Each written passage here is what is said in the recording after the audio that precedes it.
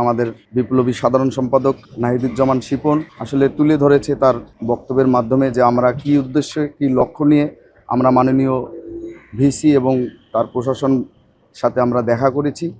আসলে আমরা আজকে আসার উদ্দেশ্য এটি যে পরিচ্ছন্নতার অভ্যাস গড়ি, প্রাণবন্ত ক্যাম্পাস গড়ি, এই প্রতিপাদ্যকে সামনে রেখেই আমাদের আজকের কর্মসূচি।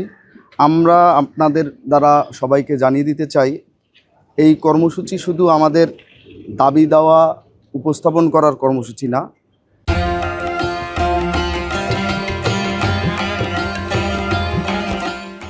এই কর্মসূচি আমরা বাস্তবায়ন করতে চাই। আমরা বাংলাদেশের সর্বোচ্চ বিদ্যাপীঠ ঢাকা বিশ্ববিদ্যালয়কে একটি পরিচ্ছন্ন ক্যাম্পাস হিসাবে দেখতে চাই। মাননীয় ভিসি মহোদয় আমাদের আশ্বস্ত করেছেন এবং তিনি ইতিমধ্যেই অনেক ডিসিশন নিয়েছেন।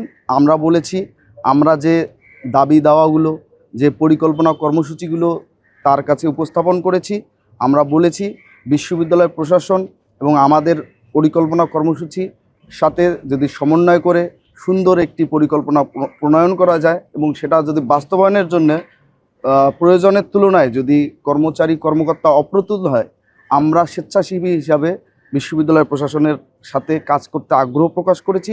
আমাদের ফার্স্ট প্রায়োরিটি বিশ্ববিদ্যালয় প্রশাসনের সাথে আমাদের আজকে আলোচনার ফার্স্ট প্রায়োরিটি ছিল green and clean campus first, অর্থাৎ আমাদের ক্যাম্পাস যে কোনো মূল্যে পরিষ্কার পরিচ্ছন্ন রাখতে হবে। কারণ আমরা দেখেছি বিশ্বের বিভিন্ন নামকরা বিশ্ববিদ্যালয়ে তাদের যে পরিষ্কার পরিচ্ছন্নতার অবস্থা, সে তুলনায় আমাদের বিশ্ববিদ্যালয় ক্যাম্পাস আসলে আমি আর বলতে চাই না। আমরা বাংলাদেশের সর্বোচ্চ বিদ্যাপীঠ ঢাকা বিশ্ববিদ্যালয়ে পড়াশোনা করি এবং ইতিমধ্যেই আপনারা দেখেছেন দীর্ঘদিন পর বাংলাদেশে একটি নির্বাচন অনুষ্ঠিত হয়েছে। জনগণ প্রত্যক্ষ ভোটের মাধ্যমে তাদের সরকার নির্বাচন করেছে এবং সেই সরকারের প্রধানমন্ত্রী হয়েছেন আমাদের সাংগঠনিক অভিভাবক দেশনায়ক জনাব তারেক রহমান।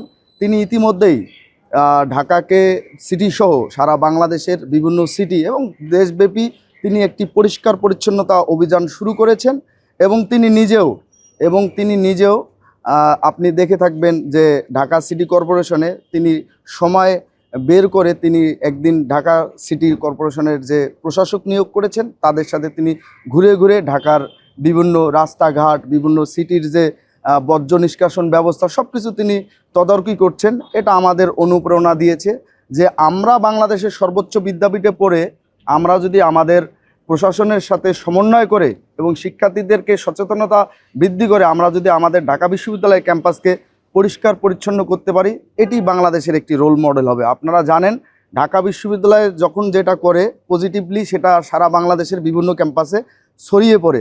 এই জন্য আমরা ইতিমধ্যে ভিসি মহোদয়কেও বলেছি, স্যার আপনি আপনাদের জায়গা থেকে কাজ শুরু করেন, আমরা আমাদের জায়গা থেকে সহযোগিতা অব্যাহত রাখব।